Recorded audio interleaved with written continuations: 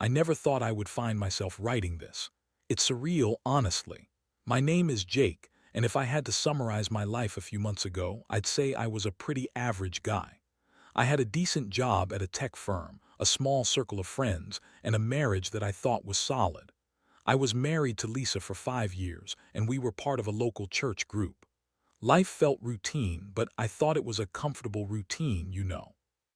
We did the usual things: church on Sundays, community events, and the occasional couple's night. But over the past year, I started to notice little changes in Lisa. She was more distracted, often lost in her phone during dinner. I tried to brush it off as stress from work, but then came the odd late nights. First, she said it was a project at work.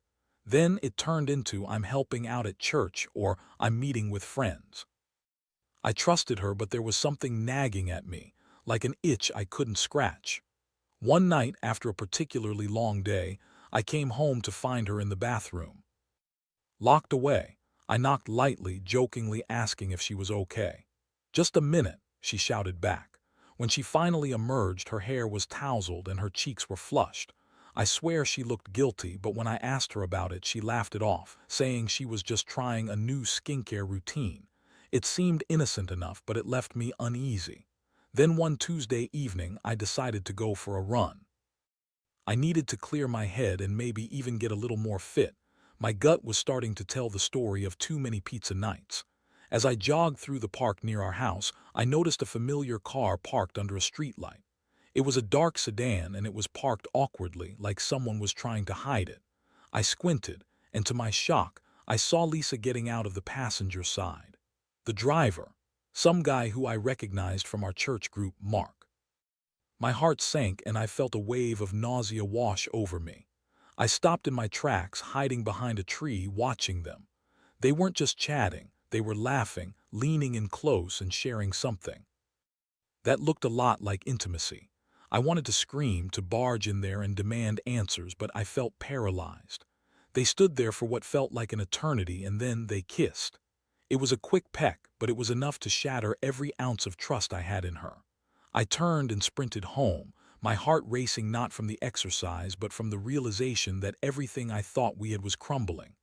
When I got home, I felt like I was in a fog. I paced the living room, unable to process what I had just witnessed. My mind was racing with thoughts. How long had this been going on? Did I miss the signs? I tried to calm down, but anger and betrayal coursed through me. I finally managed to compose myself, and when Lisa walked in an hour later, I could see she was surprised to find me still awake. "Jake, you're still up?" she asked, feigning surprise. "Yeah, just thinking," I replied, my voice colder than I intended. Her eyes darted toward the ground, and I couldn't help but notice how she avoided my gaze. It was as if she knew I had found out. I had to confront her. I needed to. "Lisa, we need to talk," I said, my heart pounding with every word. Her expression shifted from feigned cheerfulness to cautious concern. "Is everything okay?" "Not really," I said, feeling the weight of the moment. "I saw you earlier, with Mark." Her face drained of color, and for a split second I thought I saw panic in her eyes, but then she recovered, her defenses going up. "What are you talking about?" I took a deep breath. "Don't play games, Lisa. I saw you two together, you can't deny it." She opened her mouth to respond, but nothing came out. Her lips quivered, and I could see her mind racing to form an excuse. "Jake, it's not what you think," she finally managed, her voice a mix of desperation and defiance. That was how it began, the unraveling of our marriage. The confrontation led to a series of lies that spiraled out of control, and I braced myself for the emotional fallout. Little did I know, this was just the beginning of a long, painful journey toward understanding. The depths of betrayal and my own feelings. The emotional roller coaster I was on was just starting, and it would take me to places I never thought I would go. As Lisa stood there, her expression oscillating between anger and fear, I felt a mix of emotions swirling inside me: rage, sadness, and disbelief. How could she do this? And with Mark of all people, a man I had trusted, a fellow church member who had shared countless potluck dinners with us. The betrayal felt like a stab to the gut. "Lisa, cut the crap. Just tell me the truth," I demanded, my voice betraying the hurt pooling within me. She hesitated, and for a moment I thought she might actually confess. But the moment passed quickly and her resolve hardened. I don't know what you think you saw, but it's not what you think, she snapped defensively. I could feel my patience wearing thin. You were kissing him, Lisa. How is that not what I think? Her eyes darted away, and for once she looked vulnerable. Okay, fine. We were talking, but it wasn't like that. You don't understand. Then enlighten me, I pressed. What? Was it a friendly chat that turned into a kiss? Because I'm pretty sure there's a word for that. She opened her mouth to respond, but nothing coherent came out. I could see her scrambling for words, and it only fueled my anger further.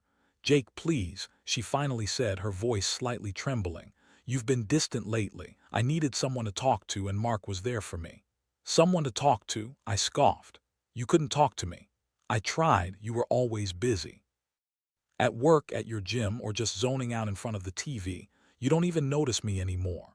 She shot back, her frustration bubbling over, her words cut deep. I had been focused on work, trying to provide for us and keep everything afloat, but I never imagined it would lead to this, a breakdown of our marriage. Is that really an excuse to betray me? I asked, my voice softer now but still laced with hurt. I didn't mean to, I was confused, she cried. Mark just listened to me. He showed me attention that I didn't get from you. The reality of. Her words hit me like a freight train. I felt the tears welling up, but I fought them back. So you just decided to jump into bed with him. That's your solution. Jake, it wasn't like that. It started as an emotional connection, but I didn't think it would go that far. I felt a surge of nausea. How far did it go, Lisa? Tell me everything. She paused, her eyes glazing over as she searched for the right words. We met a few times, nothing serious, I swear. Just texting and then maybe a few accidental meetings at the church. But when we kissed, I was just caught up in the moment, I swear. In that moment, I felt a mix of anger and heartbreak. I had trusted her with everything, and she had thrown it away so carelessly.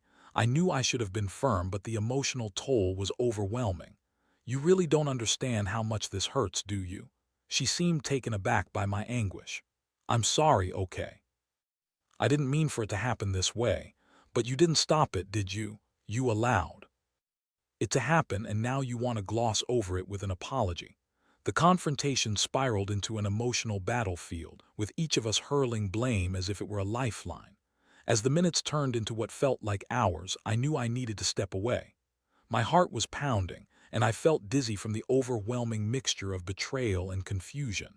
After a long silence filled with tension, I finally said, I can't do this right now. I need to think. I turned and walked out to the backyard, needing air, needing space. I stood there staring at the stars, desperately trying to process the betrayal and pain. How could someone I loved and trusted do this to me? After what felt like an eternity, I finally let the tears come.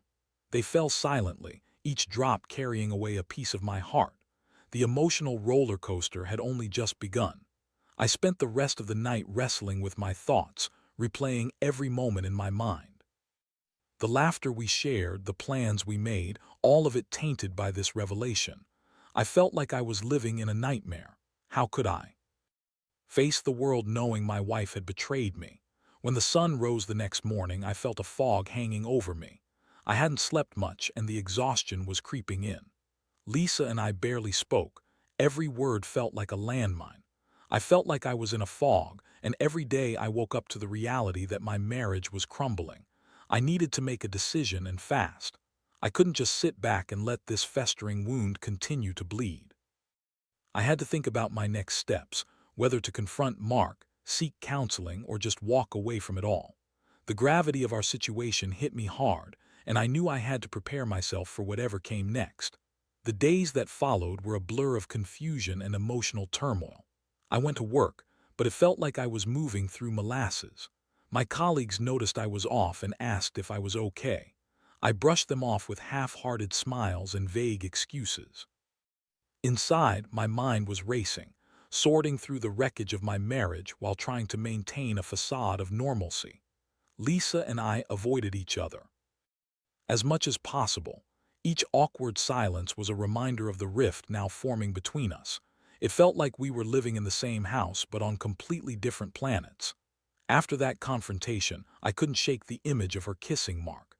It replayed in my mind like a bad movie, and I felt utterly powerless to change the script. I decided to take matters into my own hands. I needed clarity, and I felt that confronting Mark was the only way to get it. I reached out to a friend, Alex, who I knew would have my back. We grabbed beers at a local bar, and I shared everything with him: the betrayal, the confrontation, the feelings of rage and sadness. "I can't believe she did this, man," I said, my voice low. "I just don't get how you can betray someone you love like that." Alex gave me a sympathetic nod. "You need to confront him. This guy is an absolute scumbag. He knew she was married and he still went for it. You deserve to know what's going on, and you deserve to stand up for yourself." I appreciated his support but felt annoying anxiety at the thought of confronting Mark. What if it escalated? What if I didn't get the answers I needed? But I also knew I couldn't let this slide. I needed to reclaim my power in this situation. The next evening, I found out Mark would be at a church fundraiser event.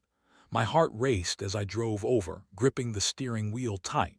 When I arrived, I could see the buzz of activity outside the church, people setting up tables, arranging decorations. It felt surreal to be there, knowing I was about to confront a man who had shattered my world. I spotted Mark chatting with a few other church members, and my stomach churned. I took a deep breath and approached him. The chatter around us faded, and it felt like the air was thick with tension.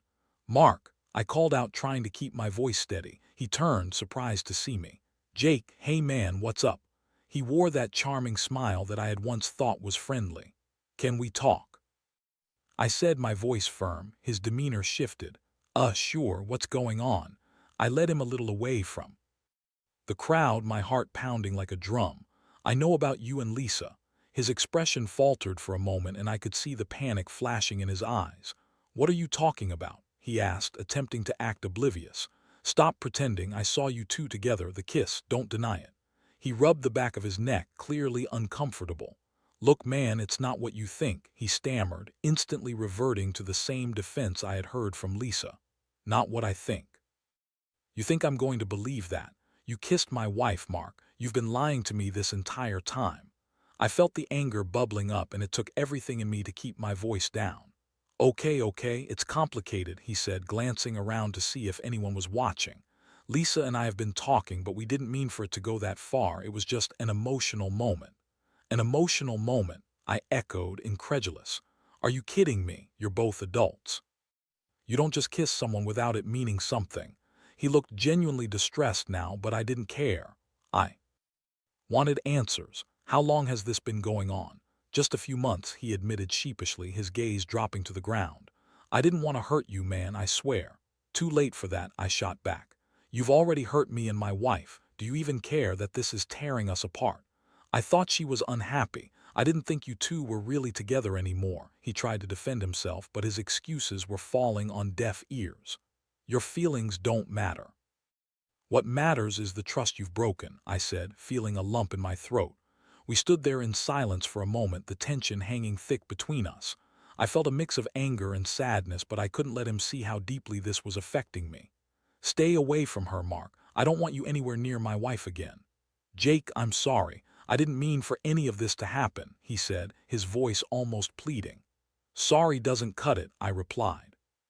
"You don't get to mess with people's lives and then act like it was all just a misunderstanding." As I turned to walk away, I felt a weight lift off my shoulders. I had confronted him and I had taken a stand. But as I drove home, the reality of the situation sank in. I had confronted Mark, but I still needed to face Lisa, and that would be another battle altogether. When I walked through the door, I felt a mix of dread and determination. I needed to talk to Lisa again. There were no more games.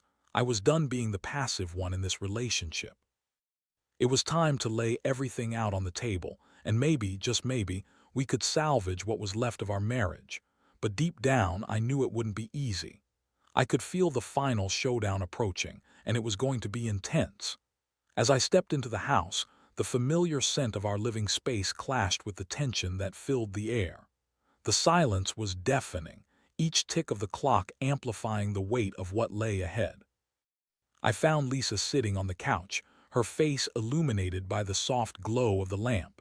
She looked up as I entered, something in her expression shifting from surprise to apprehension. "Jake, you're home early," she said, attempting a smile that didn't reach her eyes. I felt a wave of frustration wash over me. "We need to talk," I said, my voice steady but firm. She nodded slowly, the smile fading. "About what?" "About you and Mark." Her face paled and I could see the panic flicker across her features. "Jake, I told you it was just—" "Stop right there," I interrupted, feeling the rage boiling just under the surface. "I confronted him tonight. He admitted everything." "What do you mean?" she asked, her voice trembling slightly. "He admitted to kissing you, to seeing you behind my back for months. Don't even try to lie to me about it." I felt the anger surging, but I forced myself to stay composed. "I'm done with the excuses. We need to have a real conversation, Lisa." She shifted uncomfortably on the couch, and for a moment I thought she might confess. But then she squared her shoulders and looked me in the eye. "Jake, I never meant for it to get out of hand," she began, her tone defensive. "I was just confused. You've been so distant and Mark was there for me." I could feel the hurt bubbling up and I had to suppress the urge to shout. "Confused? You think that's an excuse for betrayal?" Her eyes filled with tears and she looked away. "I didn't want to hurt you. I thought I could fix things on my own." "By cheating on me?" I pressed. "Do you even realize how that sounds?" "Jake, please let me explain." I took a deep breath, trying to rein in my emotions. "Explain what?" "That you were intimate with another man while pretending everything was fine between us, that you lied to my face." The tears finally spilled down her cheeks. "I was scared. I didn't know how to talk to you anymore. I thought you didn't care." "Because I didn't notice you were unhappy," I asked, my voice softer now. "Lisa, I was trying to provide for us. I thought we were in this together. I didn't think I had to guess at your feelings."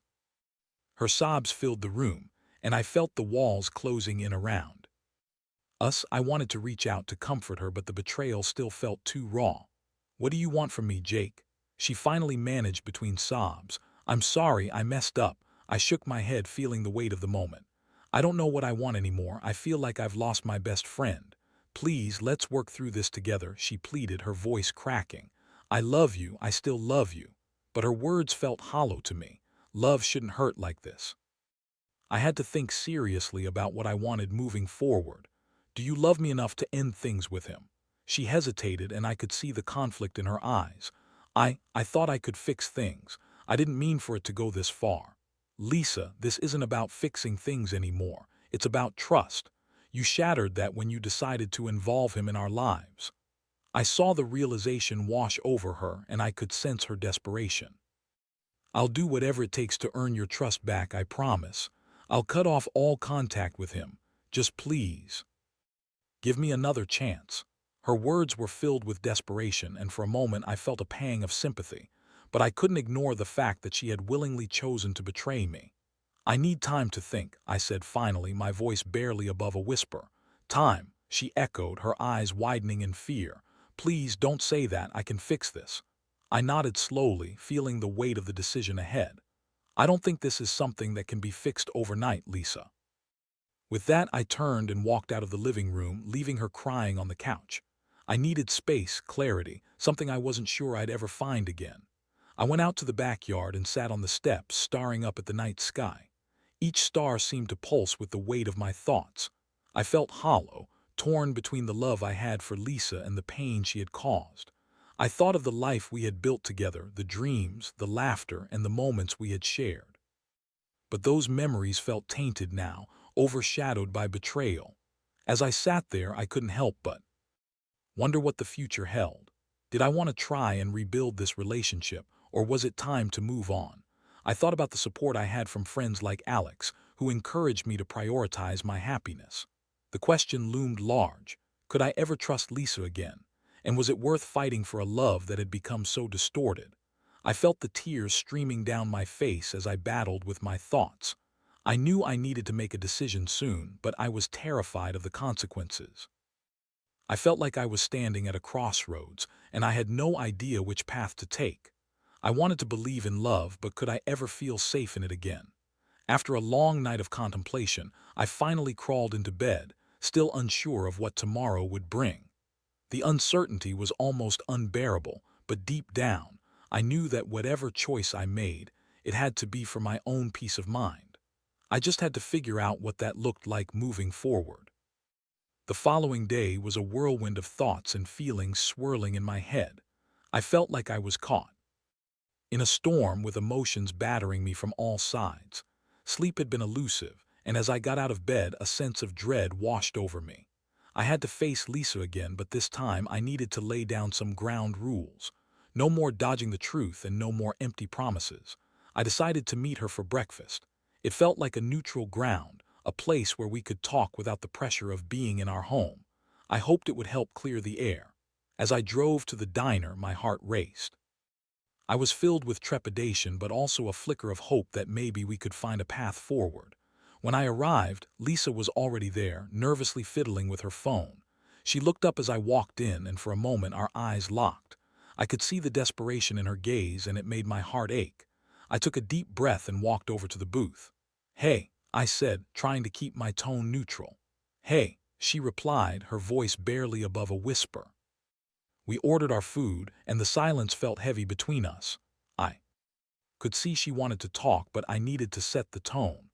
"I think we need to be honest with each other about where we stand," I said, my voice firm. "Okay," she said, looking me in the eye. "I'm ready to listen. First off, I don't want to hear any more excuses. What happened with Mark can't be brushed aside. It's done, and we need to address it openly." "I understand," she said, her voice trembling slightly. "I don't expect you to forgive me right away. I just want to be honest." "Good, because honesty is what we need," I replied. "I want you to tell me everything. How did it start? Why didn't you come to me?" She took a deep breath, and for the first time I could see her vulnerability. "It started with friendly conversations, and I thought it was innocent at first. I didn't mean for it to become anything more. I thought I could handle it myself. I felt like you were pulling away, and I didn't know how to reach out. Lisa, I was working hard to provide for us. I thought you understood that. I didn't know you felt neglected," I said, my voice softening slightly. "I should have communicated better, but instead I let my loneliness drive me to Mark. When he listened to me, it felt like a breath of fresh air." "Did you love him?" I asked, bracing myself for the answer. Her eyes widened and she shook her head vehemently. "No, I swear, it was never about love. It was about feeling wanted, feeling seen. But it was a mistake, an awful mistake." I nodded, processing her words. "And now I realize what I've lost," she said, tears welling up in her eyes. "I love you, Jake. I never stopped loving you. I want to make it right. I want to do whatever it takes to rebuild your trust." I felt a mix of emotions, sadness, anger, and a small flicker of hope. But trust is not something that can be rebuilt overnight. It takes time and effort. "Lisa, it's going to take more than just words. I need to know you're serious. You need to cut off all ties with Mark. No more excuses." "I will, I promise. I'll block him. I'll do whatever it takes," she said, her voice earnest. "Good, and I think we should consider seeing a counselor together. We need to address the underlying issues, not just the betrayal." Her face brightened at the suggestion, and I saw a glimmer of relief. "I think that's a great idea. I want to work on this, Jake. I miss us." I felt a knot tighten in my stomach. "But even with counseling, things won't be easy. You've broken my trust, and it's going to take time to heal. I need to know you're committed to this." "I am. I'm here for the long haul, Jake. I'm ready to fight for our marriage." We finished our breakfast, and while the conversation had been difficult, a small part of me began to feel cautiously optimistic. There was work to be done, but at least we were both willing to put in the effort. As we left the diner, I still felt a sense of unease lingering in the back of my mind. The road ahead was long, and I knew there would be bumps along the way.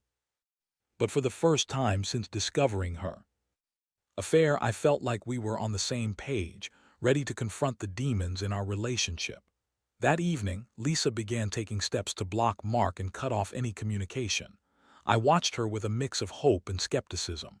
I wanted to believe that she was serious about making amends, but the past loomed over us like a dark cloud. Over the next few weeks, we began attending counseling together. It was awkward at first. There were painful conversations about trust, honesty, and the impact of her betrayal. I felt exposed, vulnerable, and it was difficult to confront the feelings of anger and hurt that still coursed through my veins. Lisa cried during sessions, expressing remorse and guilt, and the therapist helped us both articulate our feelings. It was raw and uncomfortable, but I started to realize something. Healing would require patience, not just from her but from me as well. But as we continued to work through our issues, I still couldn't shake the nagging feeling that the past might haunt us forever. I wanted to believe in a happy ending, but doubts crept in often. Would I ever fully trust her again? Would this process truly heal us, or was I just delaying the inevitable? As I lay in bed that night, staring at the ceiling, I couldn't help but wonder if I could forgive her completely. I needed to keep my heart open, but it was beginning to feel like an uphill battle. I decided that I needed to focus on the present and take it one day at a time. Tomorrow would come, and I would face it head on, but deep inside, I knew that the journey was far from over. There was still a long way to go before I could walk confidently on solid ground again. Weeks turned into months as Lisa and I navigated the tumultuous waters of rebuilding our marriage. The counseling sessions were intense, filled with moments of raw honesty and painful reflections. There were days when I felt like we were making real progress, but there were also days where everything felt heavy and stagnant. The memories of her betrayal lingered like ghosts, haunting our conversations and pulling me back into the depths of hurt whenever I least expected it. I tried to be strong, to show Lisa that I was committed to moving forward, but the emotional scars were still fresh. One evening, as we sat across from each other at the dinner table, I noticed her fidgeting with her ring, a nervous habit I had come to recognize. "What's on your mind?" I asked, my voice gentle but probing. "I've been thinking about us," she said, looking down at her plate. "About how far we've come and how much work we still need to do." "It's been a long road," I replied, trying to keep my tone neutral. "But we've made progress." "Yeah, but I feel like I'm always waiting for the other shoe to drop," she admitted, her voice barely above a whisper. I took a deep breath, feeling that familiar knot in my stomach. "I get that. I'm still trying to process everything too. It's hard to shake the feeling of betrayal." "I wish I could take it back," she said, tears welling in her eyes. "I never wanted to hurt you, Jake. I'm so sorry." "I know," I said softly, "and I believe that you're trying. But forgiveness is a process, not a switch I can just flip. I still have days where I'm angry and hurt." We sat in silence, the weight of our conversation settling heavily in the air. I realized that even though we were working through our issues, the shadows of the past still loomed large, continually challenging our resolve. As the weeks continued, I found myself grappling with the question of whether I could truly forgive Lisa. Each time I closed my eyes, I was reminded of the betrayal, the broken trust. I knew I had to let go to move forward, but it felt like an insurmountable mountain to climb. Finally, during one of our counseling sessions, our therapist asked us to consider what we wanted our future to look like. "If you could envision your relationship a year from now, what would that look like?" Lisa looked at me, her eyes filled with determination. "I want us to be stronger," she said. "I want to be a partner you can trust again, someone you can rely on." I nodded, feeling a mix of hope and skepticism. "And I want to feel secure in our relationship. I want to believe that no matter what, you're committed to us." It was a pivotal moment, one that made me realize that healing doesn't happen overnight. It's a journey filled with ups and downs, and while I was still angry, I also saw glimpses of the woman I fell in love with. As the months went by, slowly but surely, I began to notice changes in Lisa. She became more attentive, more open, and more willing to communicate her feelings. I appreciated the effort she was putting into rebuilding our relationship, and it made me feel a flicker of hope that maybe we could emerge from the darkness together. We took small steps, date nights, shared activities, and open conversations. They were reminders of the love that still existed, buried beneath the pain. I found myself smiling and laughing more, even if it felt bittersweet at times. One evening, as we sat together watching a movie, Lisa turned to me, her eyes brightening with warmth. "Thank you for giving us a chance," she said. "I know it hasn't been easy, but I really want to make this work." I smiled back, feeling the corners of my heart soften. "I want that too, but we have to keep working at it. Trust takes time to rebuild." "I'm ready to put in the work," she said earnestly. And in that moment, something shifted inside me. I realized I didn't want to live in the bitterness of the past forever. I wanted to believe in our future, in the love that had once brought us together. After months of hard work, we celebrated our anniversary. I had suggested a quiet dinner at home, just the two of us, to honor the progress we had made. As we sat together reflecting on the last year, I felt a sense of peace begin to settle within me. Here, to us, I said, raising my glass. To growth and to taking it one day at a time. To us, Lisa echoed, her eyes glistening with emotion. I knew we had a long way to go and there would still be struggles ahead. But as I looked into her eyes, I saw the commitment and sincerity that had been missing for so long. It wasn't a promise of perfection, but it was a commitment to growth, to honesty, and to rebuilding a life together. In that moment, I felt a shift. I realized that while the past would always be a part of our story, it didn't have to define our future.